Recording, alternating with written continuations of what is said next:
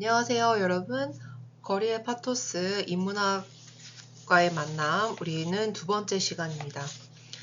자, 우리가 첫 번째 시간에 수업의 대괄적인 내용에 대해서 다 설명을 했고요. 자, 이제 프롤로그를 지나서 본격적으로 챕터 1부터 내용을 좀 파악해서 보도록 하겠습니다. 자, 이 사진을 보시면서 어떤 생각이 드십니까?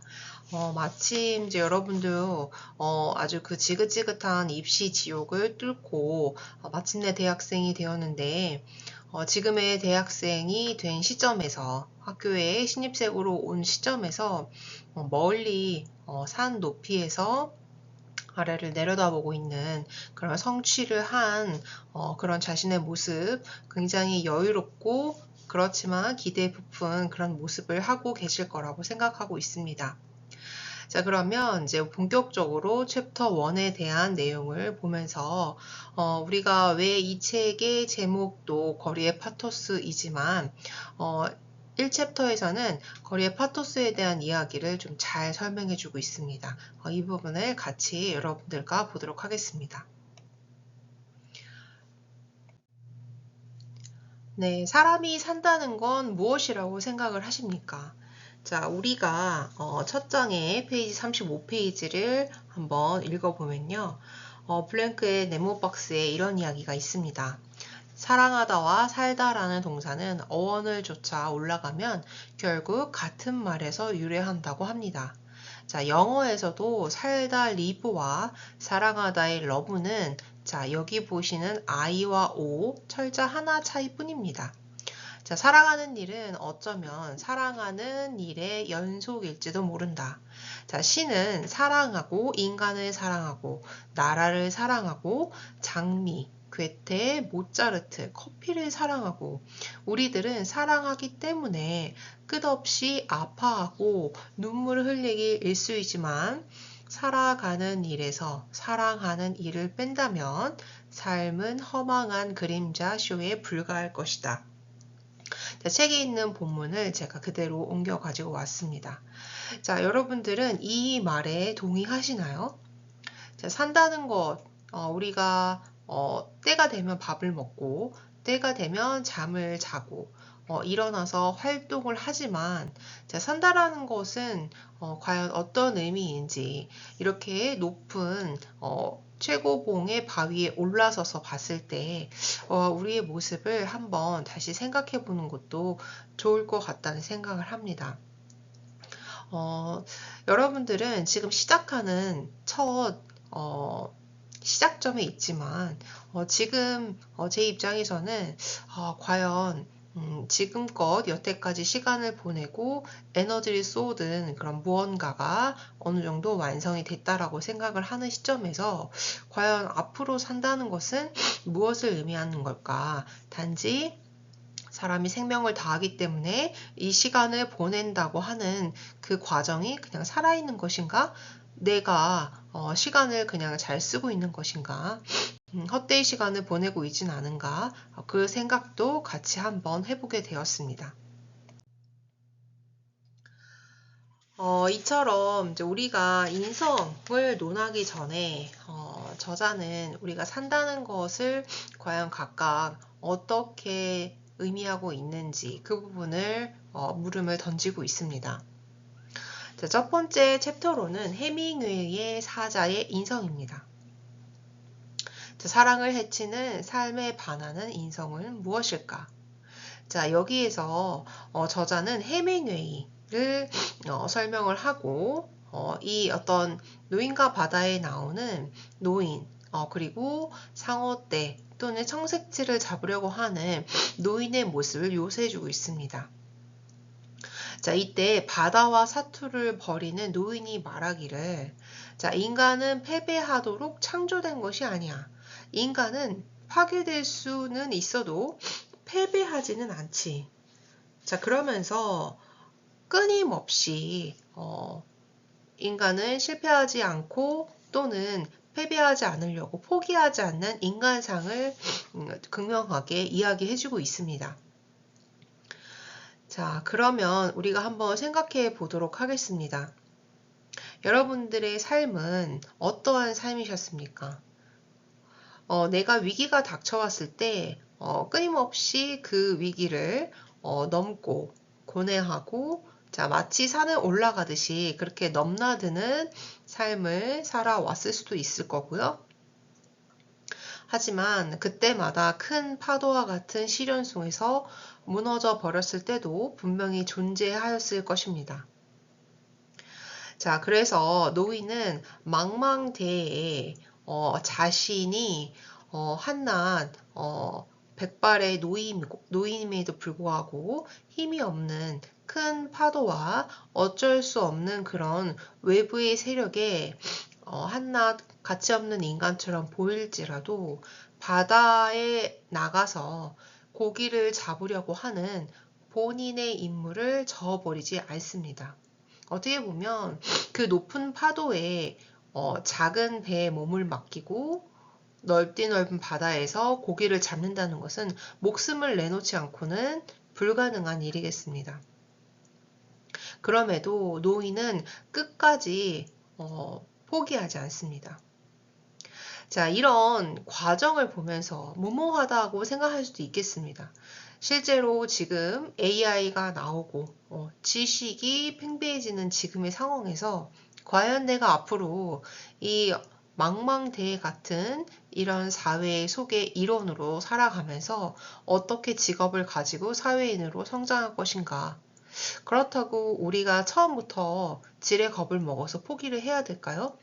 그렇지는 않을 수 있습니다. 여기에서 해밍웨이가 말하는 노인과 바다에서 노인은 절대로 포기라는 걸 한 적이 없습니다.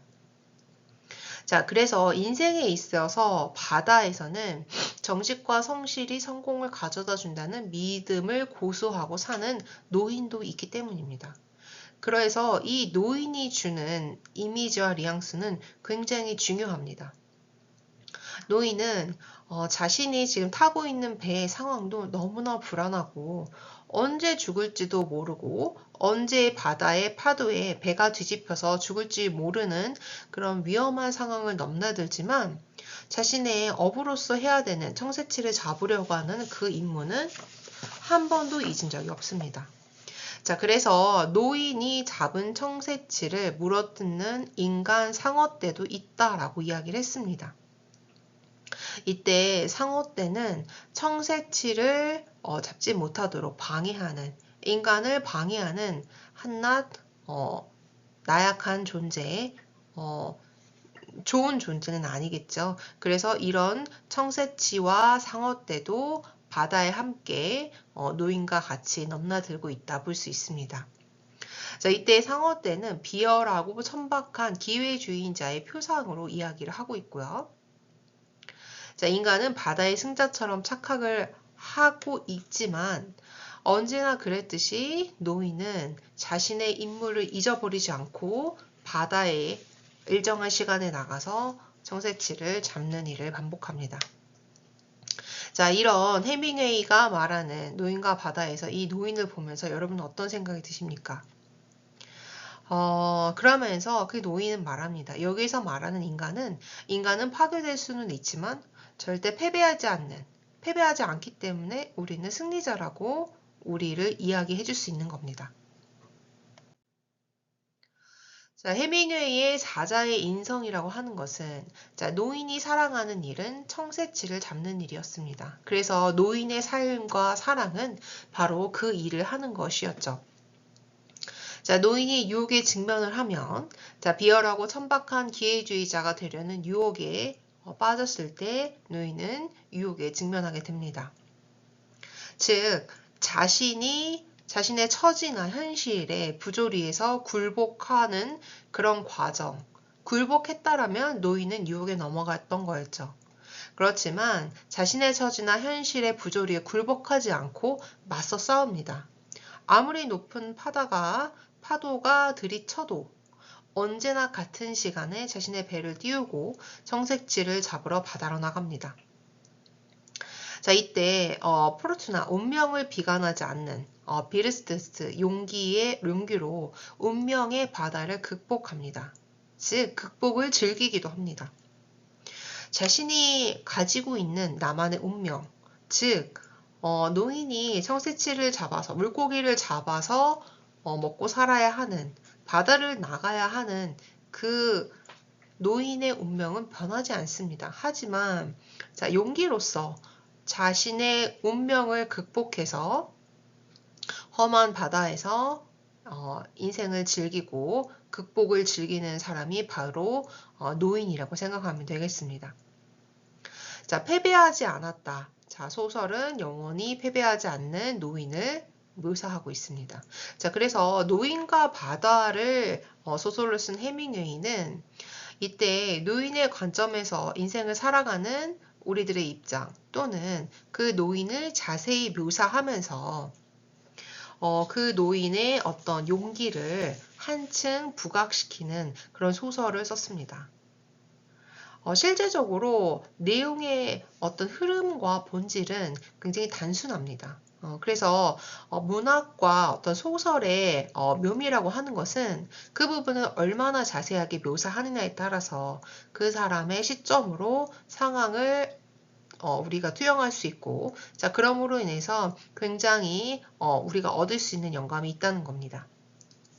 자, 이때 사자는 스스로 자유를 쟁취하는 삶의 주인이 되는 단계. 자, 비열하고 천박한 기회주의자의 인성을 거부하는 인물로 표시를 하고 있습니다. 자, 낙타 또한 주인을 두려워함 명령에 무조건 복종하는 나약한 동물로 보고 있습니다. 자, 여기에서 골자는 우리가 우리에게 맡겨진 운명이 있다라고 생각을 할 수 있을지언정 절대로 비굴하게 패배하지 않고 거기에 굴하지 않고 자신의 길을 개척하는 용기가 반드시 필요하다. 그렇게 이야기를 하고 있습니다. 자, 그렇기 때문에 노인은 소설에서 패배하지 않았다. 영원히 패하지 않는 노인을 아주 자세하게 묘사하고 있습니다. 그러면서 이 노인은 사자 꿈을 꾸고 있었다라고 이야기하면서 자, 이런 사자가 스스로의 자유를 쟁취하려는 삶의 주인이 되는 단계, 이 부분을 같이 비유를 했습니다. 마치 낙타는 주인이 두려워서 명령에 의해서 자신이 무조건적으로 순종하는 동물이라고 묘사하였다면 사자는 그렇지 않죠. 스스로의 자유를 위해서 쟁취할 줄 아는 동물로서 묘사하고 있습니다. 마치 이런 부분이 노인의 어떤 상황과 비슷하다고 묘사를 하고 있죠. 자, 그렇다라고 하면 우리가 말하는 인성은 이 장에서는 무엇이라고 생각을 하는지 좀 보도록 하겠습니다. 인성은 넘어서는 것이라고 하였죠. 자, 정신분석학자 락강이라고 하는 사람은 자, 낙타를 주인의 욕망을 통해 자신의 욕망을 구성하고 낙타의 단계를 극복하고 사자의 인성을 갖추게 되면 타자의 욕망이 아닌 자신의 욕망을 찾는다고 했습니다. 자, 그래서 여기에서 말하는 됨됨이는 자, 과정, 일생 동안 추구해야 될 가치로 우리가 보고 있습니다. 또한 철학자 니체도 인간은 되어가는 과정이다. 인성을 갖추기 어려운 이유는 남을 밀쳐내고 자신만의 이익을 추구하려는 이기적인 본능 때문이다 라고 이해하고 있습니다. 자, 이런 되어가는 과정, 과정적인 존재로서 어떤 비열하고 천박한 어떤 짐승의 상태가 우리가 잠깐 잘못된 인성이라고 한다면 항상 우리는 인간만이 구현할 수 있는 인간의 모습 위버맨시를 제대로 구현해야 된다라고 하였습니다. 자, 그래서 인간 댐댐이는 이런 짐승과 위버맨시 사이에서 줄다리기를 하고 있는 굉장히 어정쩡한 상태라고 이야기를 하고 있는데요. 내 안에 짐승처럼 살고 싶은 그런 마음은 이기적인 이익을 추구하려고 살고 싶은 그런 마음, 나의 이익을 추구하기 때문에 다른 사람을 생각하지 하지 않으려고 하는 그런 마음을 밀쳐낼 것인가, 아니면 나만의 어떤 인성적인 인격적인 삶을 추구할 것인가, 이 두 가지가 문제라고 할 수 있겠습니다. 자, 그래서 사투를 벌인 노인의 방법을 노인과 바다를 통해서 지금 보여주고 있고요. 자, 하지만 이제 싸움의 대상은 자기 자신으로 우리가 극복을 해 볼 수 있겠습니다. 노인은 본인이 분명히 파도에 넘어지고 어려움이 있을 것을 알지만, 자, 언제나 자신의 한계를 극복하고 싸우기 위해서 바다로 나갑니다. 이것이 위버맨쉬의 삶이라고 이야기하고 자기를 극복하는 삶이라고 이야기하였습니다. 결국에 인성은 자신을 극복하고 싸워서 올라서는, 마치 이 언덕에서 위를 내려다보고 있는 승자의 모습처럼 위버맨쉬의 삶을 사는 사람의 모습이 아닐까 생각해 봅니다. 자, 그래서 인성은 넘어서는 것. 자, 노인은 싸움의 대상을 자기 자신이고 자신의 한계를 넘어서는, 자기를 극복하는 삶이, 자, 넘어서는 인간이 되는, 인간만이 가능한 그런 인성적인 삶이다. 즉, 인성은 넘어서는, 나를 극복하는 삶이다라고 이야기하였습니다. 그 예로 전설적인 산악인 이탈리아의 라이놀트 메스너는 70이 넘은 나이에도 남극점을 횡단하는 고비 사막을 넘는 이런 인간의 한계를 계속적으로 하고 있고요. 자, 황금 피컬 상을 수상한 김창호 산악인은 다시 산에 오른다. 자, 이런 것을 이야기하면서 자, 그냥 가는 거다라고 이야기하였습니다. 자, 철학자 니체도 자, 그냥 가는 것은 인간만이 가질 수 있는 힘의 의지, 가장 일반적이고도 가장 심층적인 본능이라고 하였습니다. 자, 예전에 모 유명한 이제 피겨 스케이팅 여자 선수 중에서 그런 이야기를 하였죠. 자, 어떤 생각을 가지고 훈련에 임하십니까? 자, 하루 종일 훈련을 하시는 것 같던데 어떻게 훈련에 임하십니까? 라고 이야기를 물어봤더니 그냥 하는 거죠. 그냥 아무 생각 없이 하는 거죠. 라고 이야기하였죠. 즉, 언제나, 자, 아무 생각 없이 하지만 그 하루하루의 몸짓은 나를 넘어놓는, 한계를 극복하는 그런 과정을 반복한다라고 이야기할 수 있겠습니다. 즉, 인간만이 가질 수 있는 가장 일반적이고도 심층적인 본능이라고 이야기할 수 있겠죠. 자, 그렇다라고 하면 여러분들은 지금까지의 삶 안에서 나 자신 스스로에게 있어서 넘어섬이 되었던 계기에 대해서 한번 생각해 보도록 하겠습니다. 자, 나의 어떤 경험이 나에게 있어서 넘어섬이 있었는지, 이런 부분들을 주변 친구들과 한번 자유롭게 토의해 보고요.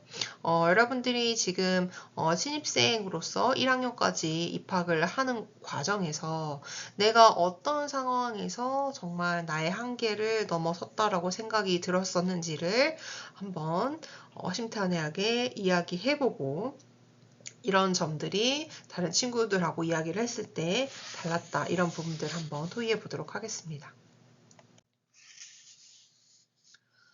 자, 니체에 의한 힘의 의지를 우리가 이어서 보면요. 산티아고 노인의 청새치 자비, 죽음을 두려워하지 않는 사막인의 어떤 등정. 자, 글을 쓰지 않고는 못 배기는 작가. 자, 끊임없이 배우려는 사람들의 의지를 우리가 힘의 의지라고도 이야기하고 있습니다. 자, 힘의 의지는 자, 단순한 삶의 의지와는 다른 그런 점인데요. 자, 무엇을 하지 않고는 못 배기는 그런 의지를 의미합니다. 자, 그래서 진실로 염원하는 그런 것을 가지고 있고요. 이때 프로이드는 죽음의 본능, 니체에는 힘의 의지, 즉 진실로 염원하는 것이 우리 각자의 본성 안에 있다라고 이야기하였습니다. 자, 그러면 자, 제목이 자, 거리의 파토스를 불사르라. 자, 그 다음으로 넘어갑니다. 왜 이런 힘의 의지가 우리에게는 존재할까요? 자, 즉 우리 이 이간춘 저자는 이 책에서 이렇게 이야기하고 있습니다. 즉 우리에게는 거리의 파토스가 있기 때문입니다. 자, 니체가 말하는 거리란 자, 세상에 대한 기존의 이해, 해석과의 이별을 의미하는데요. 기존의 해석과 그 해석의 답지자인 자신에 대한 비판적인 거리를 두는 것, 즉 집착증적인 태도와 하려는 우리의 본능이 있기 때문이라고 이야기하였습니다.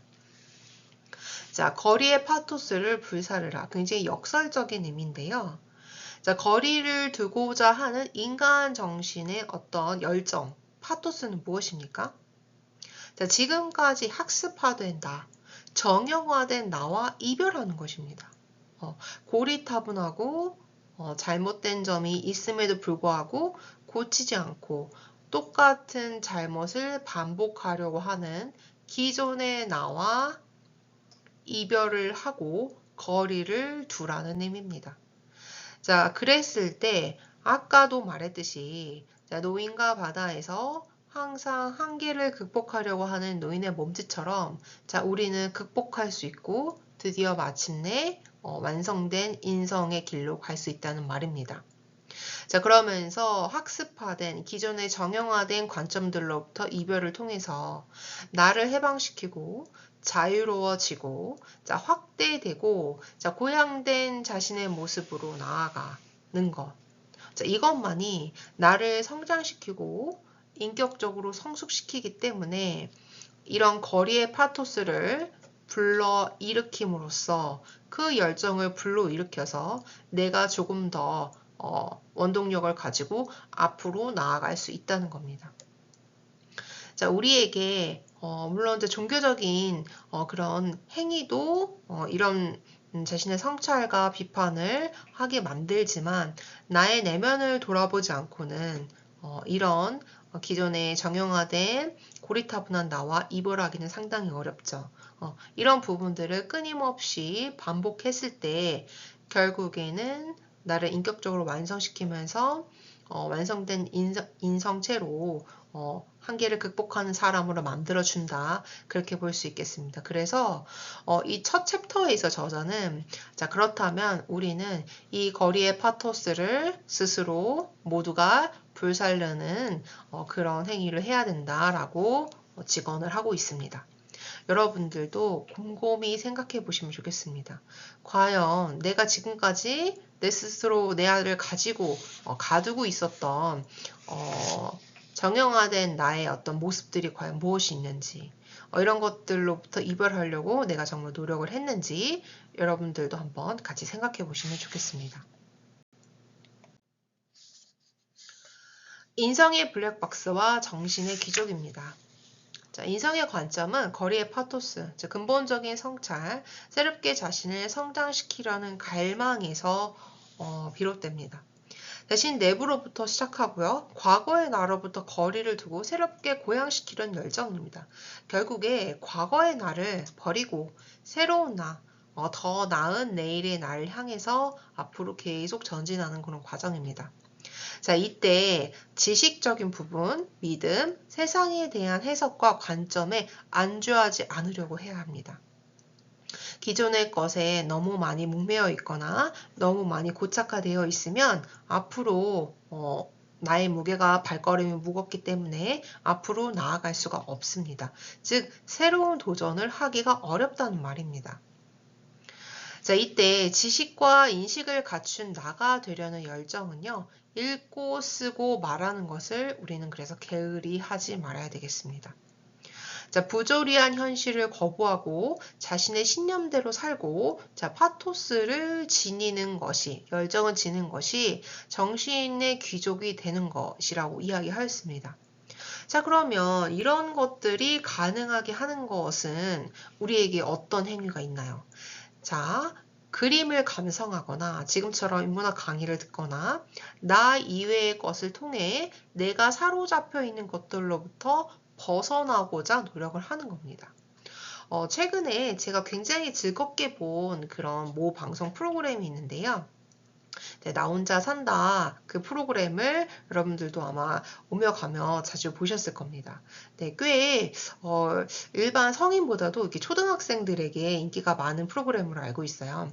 자, 거기서 음악 작업을 하는, 작곡을 하는 모 가수 코쿤이라고 하는 그런 이제 멤버가 나와서 하는 얘기가 있는데요. 나는 요즘에 내가 너무 집중이 안 되는 것 같아. 그래서 새로 준비한 나만의 취미가 있어 라고 이야기를 했습니다. 자, 뭐냐면, 자, 꼭 평일에 책을 독서하는 거, 페이퍼, 종이책을 보는 것과 레고 블럭을 조립해서 완성품을 만드는 일이 내 두 가지의 새로운 취미야라고 이야기를 하고 있었죠. 자, 그것은 무엇입니까? 자신이 새로운 창조물을 만들어내는 작곡가로서 자신의 가지고 있는 틀을 벗어버리고 자, 새로운 어떤 결과물을 얻기 위해서 나로부터 기존에 가지고 있는 통념에 사로잡히지 않고 새로운 것을 창조하기 위해서 이런 그림 감상, 인문학 강의 또는 독서 뭐 이런 레고 블럭을 쌓는다든지 이런 행위들을 통해서 계속적으로 자신을 과거로부터 이별시키고 안주하지 않으려고 하는 노력을 하고 있습니다. 즉 자신으로부터 거리를 취함은요. 자신에 대한 극복을 의미하고 자신의 극복과 성장, 고양으로 이루어지고 있죠. 자, 즉 부조리한 현실을 거부하고 기존에 시간이 있으면 그때 코쿤이 뭐라고 얘기를 할까요? 난 시간만 있으면 핸드폰만 봐. 시간만 있으면 짧은 쇼츠만 보는데 시간만 가고 정작 내 머리에 남는 거는 없고 내가 작업을 하거나 작곡을 할 때 너무 집중이 안 돼서 힘들어. 그렇기 때문에 이런 현실과 이별하기 위한 그런 행위들을 계속적으로 하고 본인을 훈련시키고 단련시키고 있는 거죠. 자, 그래서 이런 자신도 어떻게 보면 자, 파토스 열정을 지닌 정신적인 귀족이 되기 위해서 방법만 다를 뿐이지 노력을 취하고 있는 거라고 볼 수 있겠죠. 그래서 이런 거리를 기존에 정형화된 나를 거리를 둠으로 인해서 자, 나를 극복하고 성장과 극복, 고양으로 이루어질 수 있다 이야기하고 있습니다. 자, 거리를 두려는 열정이 있기 때문에 인간은 성장할 수 있는 거죠. 자, 그렇기 때문에 인간은 무한히 가능성 있는 사람으로 우리는 볼 수 있습니다. 자, 이 영상은요, 우리가 이제 오프라인에서 한 번 더 보도록 하고요. 자세히 한번 이야기를 나눠볼 건데요. 자, 그렇다라고 하면 디즈니 그룹과 21세기의 공주의 자격입니다. 자, 디즈니가 발표한 공주의 10대 원칙이 있습니다. 네. 이때 이제 여기에서 이야기하는 자, 인격, 다른 사람을 배려하고 자신에 대한 믿음, 불의를 바로잡기 등 어떤 윤리적인 인성 요인들이 굉장히 많이 있습니다. 자, 얼굴만 이쁘고 왕족이고 사회적인 어떤 가치만 있다고 해서 다 공주로 불려주진 않죠. 특히나 월트 디즈니 안에서의 21세기 공주들의 자격들은 말이죠. 자, 그래서 우리가 이때 인성의 요인을 다시 한번 이야기해 보는데요. 자, 경쟁과 이익을 우선시하는 신자유주의가 기승을 부리는 우리의 지금 사회에서 자, 정직, 신뢰를 중시하는 인성을 우리는 갖출 필요가 있겠고요. 자, 부모는 자녀가 거리의 파토스를 통해 윤리적인 성장으로 나아가기를 조금 더 바란다 볼 수가 있습니다. 자, 그러면서 인간만이 이기적인 본성을 극복하려는 넘어서려는 특징이 있고 자, 서로 돕고 연대하려는 파토스, 열정이 있다라고 이야기하였습니다. 자, 그래서 거리의 파토스를 사는 것은 또 쉽지 않습니다. 내 안에 짐승이 있기 때문이죠. 나만의 이익, 나만 잘 먹고 잘 사려고 하는 그런 나만의 어떤 본성이 항상 자리 잡고 있기 때문에 자, 이것을 내가 의식적으로 누르고 조절하지 않으면 어렵죠. 그렇기 때문에 우리 인간은 항상 이런 어떤 심판과 기회의 어떤 상황에 서게 되는 것일지도 모르겠습니다. 네, 여러분 짧게 제가 이야기를 하였는데요. 여러분들이 지금까지 보신 내용들을 다시 한번 책으로 리바이벌을 하시면 더 좋을 것 같습니다. 마치 청새치를 바다에서 잡는 노인의 어떤 모습처럼 우리는 끊임없이 우리 자신을 극복하기 위해서 같은 시간에 일어나서 밥을 먹고 책을 보고 공부를 하고 이런 시간들을 게을리 할 수가 없습니다. 실제로 우리의 본성은요, 끝까지 공부하기 싫고 내가 해야 되는 일을 끝까지 미루고 싶은 마음이 항상 한켠에 자리 잡고 있죠. 마치 나만 좋고 싶은 나의 어떤 그런 하고 싶은 그런 원희의 마음들을 더 많이 생각하는 내 안에 짐승이 있기 때문에 그런 것 같기도 합니다. 자, 그렇다라고 하면 우리가 한번 생각해 봐야 되겠습니다. 인성을 우리가 넘어서는 것, 인격적으로 넘어서는 것은 과연 어떤 의미를 가지고 있는지. 그래서 그 부분을 통해서 여러분들이 항상 나 자신을 점검하고 나 자신이 내가 원하는 부분, 내가 하려고 하는 이기적인 그런 부분이 나의 어떤 인성의 부분을 넘어서고 있는지, 나의 이성의 부분을 넘어서고 있는지 항상 우리가 주의를 기울여야 하겠습니다. 자, 그랬을 때 모든 사람이 이런 어떤 자신의 인성을 생각하지 않고 자신의 어떤 이기적인 마음을 조절하지 않는다라고 하면 이 세상은 과연 어떻게 될까요? 네, 무자비한 그런 혼돈의 질서의 사회로 돌아오고 있겠죠. 실제로 지금 우리에게 펼쳐진 이 사회의 어떤 구조를, 사건, 사고를 우리가 자세히 한번 들여다보면 어떤 생각이 듭니까?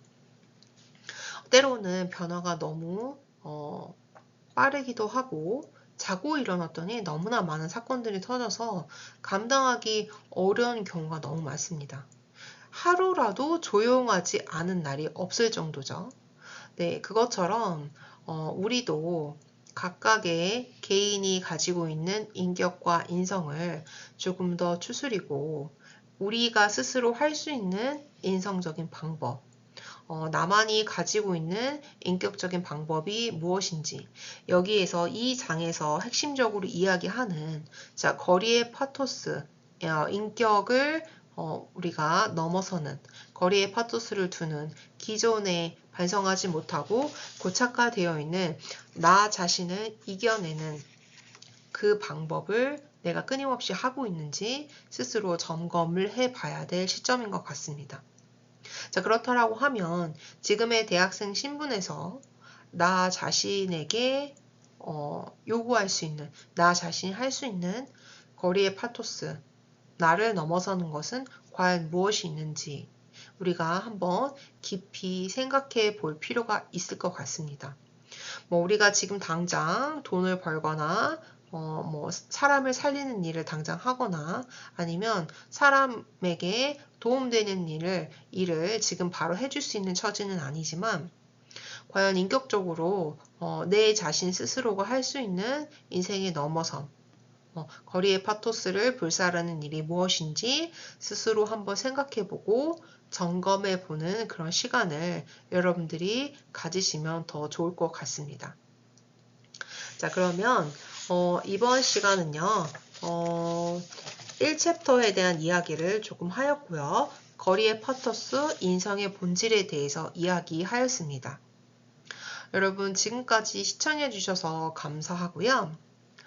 다음 시간에 우리가 2챕터를 나갈 건데요. 자, 이 챕터는 안나 까레니나와 행복의 역설을 우리가 본격적으로 볼 예정입니다. 첫 번째 챕터에서는 거리의 파토스에 대한 이야기를 하였다면 이 안나 까레니나와 행복의 역설에 대해서 과연 모든 사람과 행복, 내가 추구하는 행복을 공생할 수 있는가 이 부분에 대해서 신랄하게 보도록 하겠습니다. 자, 그러면서 각 챕터별로 내용의 길이들이 조금 많아지고 있습니다. 그래서 그런 것들을 여러분들이 확인하면서 조금 더 내가 가질 수 있는 그런 역량이 무엇인지, 내가 지금의 방법에서 인격적으로 또는 거리에 파토스를 두는 일이 무엇인지 같이 한번 생각해보고 나누는 시간을 여러분들이 꼭 가졌으면 좋겠습니다. 자, 그래서 다음 시간까지 우리가 저번에 얘기했던 것처럼 대표는 조별 명단을 완성해서 모둠을 정리한 엑셀 파일을 저에게 보내주시면 좋겠습니다. 총 8개 조로 나뉘고 이 조들이 5주차부터는 발표를 진행을 하는 그런 부분들을 같이 해보도록 하겠습니다. 네, 여러분들 고생 많으셨고요. 우리는 다음 시간에 보도록 하겠습니다. 감사합니다.